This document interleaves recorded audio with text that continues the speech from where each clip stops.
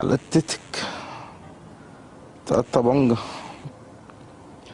انا عشان كنت ضارب طلقة في الهوا، طبنجة صاحب الطلقة كمان في الماسورة. أسبوع جاي في التتك، طلقة طلعت في وشي مطرح ما كان شدد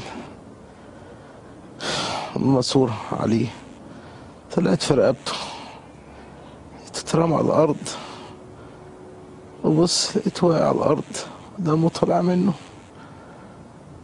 جاي جاري عليه شايله، عايز احطه عندي في عربيتي.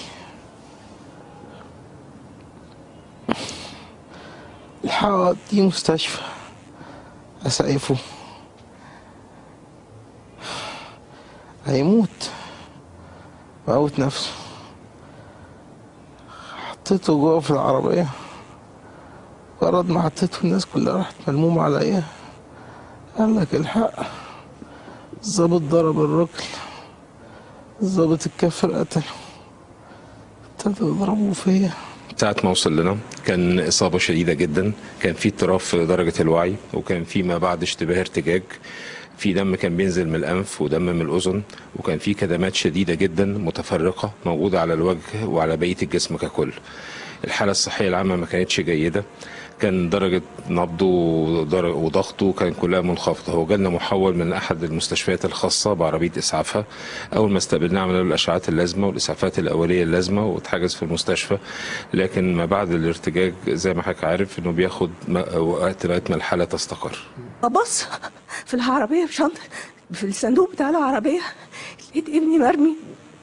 قالوا لي ده مات خلاص، وهما نازلين في ضرب، ميت وبيضربوه. اخوه الصغير لما صرخ بيقول لهم حرام عليكم، فيمسكوه ضربوه.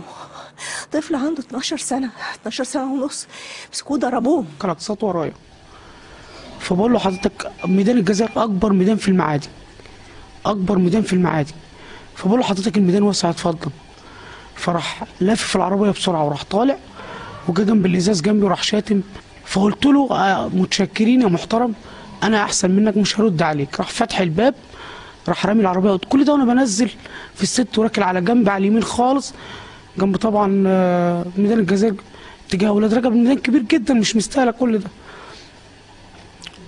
فبيقول لي انت تغلط فيا انا، وراح نازل بالشلاليت وبرجله. وفي ناس شافت، الناس طبعا شافت كل اللي حصل ده. فانا رحت واقع، فقمت بقول له ليه كده؟ ما انا ممكن اشتمك وممكن اغلط فيك، بس احنا عايزين نتغير، خلاص بقى.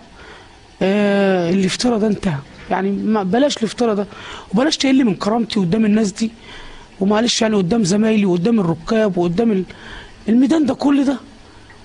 فبقول لي انت هتعلمني، هتقول ايه؟ لو اتكلمت كلمه زي ده هفرغ فيك، واقسم بالله العظيم ده اللي حصل. قلت له لا تفرغ فيا بقى، ده كده كلام مش مظبوط. فجاه لقيت الرصاصه طلعت بالاتجاه ده بالظبط. بالنسبه لحاله عاطف السيد، هو جالنا امبارح من احد المستشفيات، وزي ما حضرتك قابلته الطبيب المعالج قال لك حالته ان هو كان في طلق ناري على الجانب الايسر من رقبته، ونجم برضو عن هذا الطلق بعد التجمع الدموي في منطقة الرئة.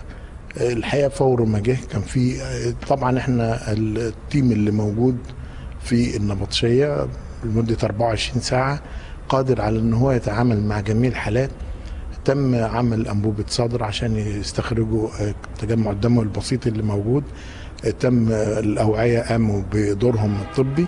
الحالة حاليا مستقرة بدرجة كبيرة جدا.